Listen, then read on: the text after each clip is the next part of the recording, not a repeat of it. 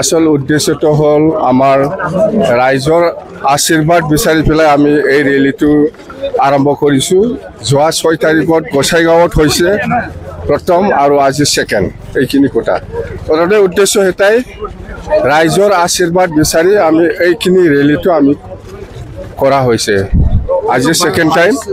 অহাকালি আকৌ আমাৰ ভেৰগাঁৱত হ'ব 10 তাৰিখত, 11 তাৰিখত চালবাৰীত হ'ব, 12 তাৰিখত আকৌ কাজলগাঁৱত হ'ব। এনেকুৱা আমাৰ শ্বেডিউল প্ৰগ্ৰাম আছে। মুঠতে আমি ডিষ্ট্ৰিক্টে যাই পেলাই BPF দল হিচাপে আগন্তুক নিৰ্বাচনটো লৈ পেলাই ৰাইজৰ ওচৰত যাই পেলাই আশীৰ্বাদ বিচৰাটো আমাৰ দলৰ মেইন উদ্দেশ্য।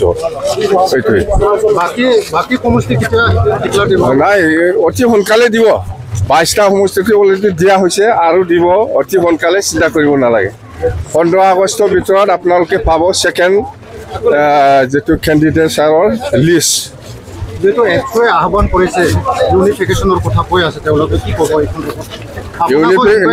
নাই, ইউনিফিকেশ্যনৰ ক্ষেত্ৰত BPF দলে এক নম্বৰ আগ্ৰহী। BPF দলে সদায় আছোঁ ইউনিফিকেশ্যনৰ ক্ষেত্ৰত। কিন্তু ইউনিফিকেশ্যনৰ ফৰ্মুলাটো কেনেকুৱা, ফৰ্মুলা দেখাই দিয়ক। লেটাৰ দিছে।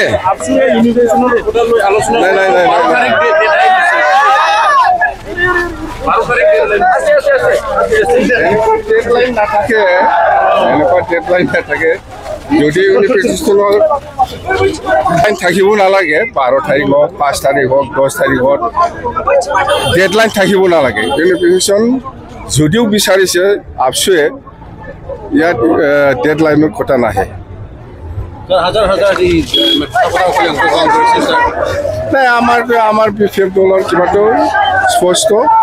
সকলো জাতি জনগোষ্ঠী আছে আমাৰ লগত আৰু আমি